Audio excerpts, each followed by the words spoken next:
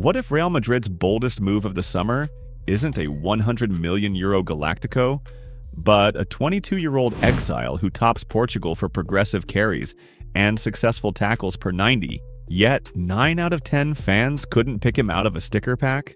Before we kick off, tap subscribe and ring the bell.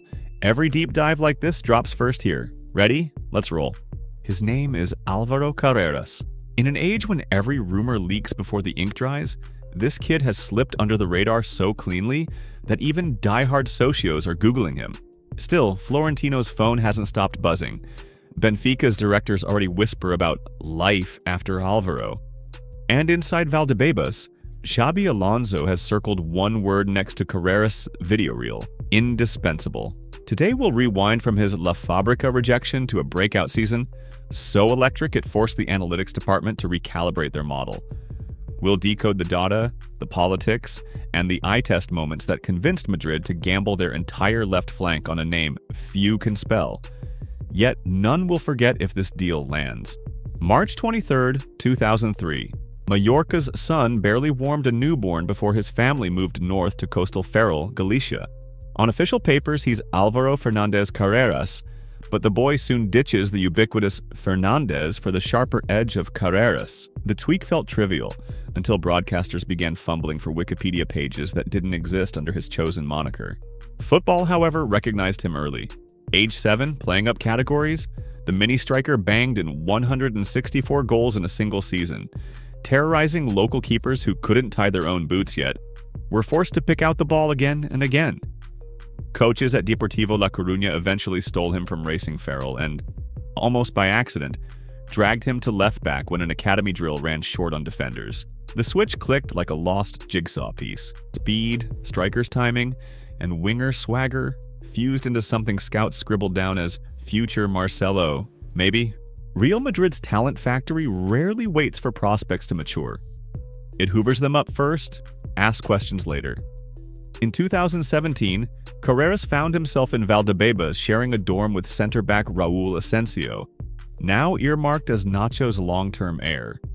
Nights in their tiny room flicked between homework, FIFA tournaments, and rewatching Marcelo highlight reels.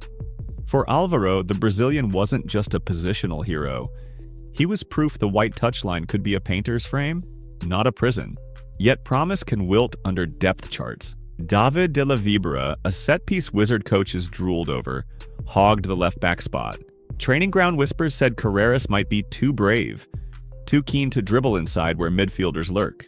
By 2020, Madrid offered him a cautious renewal. He stunned everyone by declining. The Academy's golden rule is patience.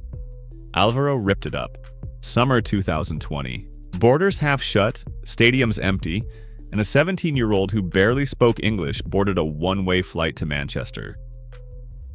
United's scouts dangled clearer pathways. Carreras leapt. 12 months later, he was Reserve Player of the Year, training under Ralf Rangnick and tracking Cristiano Ronaldo's diagonal runs in first-team drills.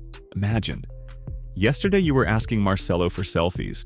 Today you're body-checking CR7 so hard he chuckles, "Calma, Cheval."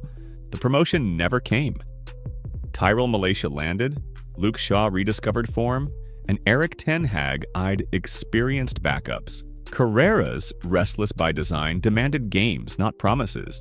Preston North End of England's championship, where the grass looks fine on TV but up close hides divots deep enough to twist ankles. Carreras dove headfirst into the mayhem. 39 matches, 4 Thunderbolt goals, 6 assists, and lungs that refused to admit Saturday, Tuesday was unfair. The Lily Whites crowned him Young Player of the Season. Opposing wingers limped into ice baths, swearing they'd never again underestimate Aloni. More crucially, he discovered grit. In Spain, flair is currency. In England's second tier, bruises are. Álvaro collected plenty, each one a deposit toward the player he'd become. Granada offered a return to Spanish football's chessboard. Slower tempo, sharper tactics, fewer chaotic aerial duels. Carreras impressed in spells but rotated in and out, a victim of managerial caution. Then, 5 days before the 2024 winter window slammed shut, Benfica's sporting director called, "We've just lost Grimaldo. How soon can you be in Lisbon?" Bags packed by nightfall, medical done by sunrise. Season 2024-25 wrote a different story. Beneath the Estadio de Luz's red rafters, Carreras went from intriguing loanee to automatic starter. 47 games, 4 goals, 5 assists only hint at his influence. Heat maps looked like crimson paint splashed the entire left half. Champions League group stage evenings cemented his legend.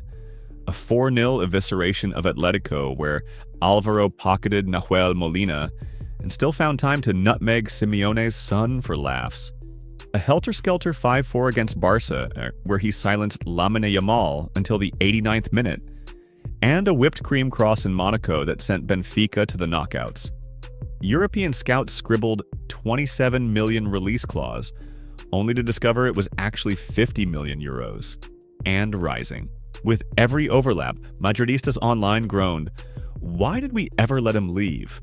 Here's where things spin truly wild. Carreras is contracted until 2029 with that chunky 50 million euro buyout, but agent links to Dani Carvajal and Fran Garcia greased back-channel talks. Manchester United quietly hold a £15 million buyback, and rumors say they'll trigger it simply to flip him to Real Madrid, pocketing quick profit while keeping relations sweet. An audacious brokerage if the paperwork holds. Benfica, meanwhile, crave his presence for FIFA's revamped Club World Cup in June. Selling now risks competitive credibility. Xabi Alonso, fresh in the Bernabeu dugout, is pushing hard, convinced Carreras is his wide regista. The chessboard is set, and every piece carries a different badge. Some of his strengths are acceleration and engine. First 3 strides as violent as Vinicius Jr.'s, but over 90 minutes he cancels right-wingers and still bombs forward. Passing IQ, 83% accuracy this season, plenty threaded into half spaces rather than hopeful lobs. Height and reach, 1.86 meters gives him physical matchup against aerial balls even if timing isn't yet elite. Mentality, left home at 17, braved pandemic England, rebuilt in Portugal. Pressure, old habit. His weaknesses are hot head meter. 5 yellow cards in 10 UCL games scream control issues. 1 mistimed lunge cost Benfica at Camp Nou. Aerial command, despite stature, wins just over half his duels. Must sharpen leap timing. Decision volume. Creative impulse occasionally overrides risk assessment. La Liga's slower beats could expose over-eagerness. Alonso views those flaws as sandpaper, not cracks. Real Madrid 2025 will likely morph into Alonso's favored 3-4-2-1.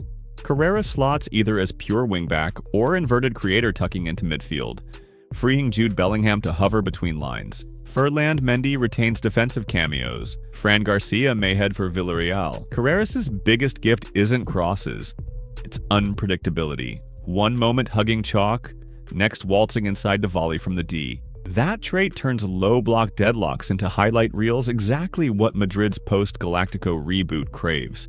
5 years ago, Álvaro Carreras packed a suitcase, left Madrid's academy, and gambled his career on an English experiment. Now the same club is poised to spend tens of millions bringing him home. Maybe the circle closes neatly.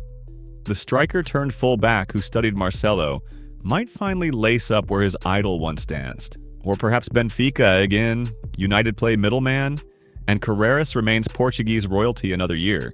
Either way, remember the name, because whether he's lifting trophies in white or forcing Florentino into a bidding war, the boy who rewrote his own surname has a habit of rewriting scripts too. And the next chapter could explode before the ink on this video's thumbnail even dries.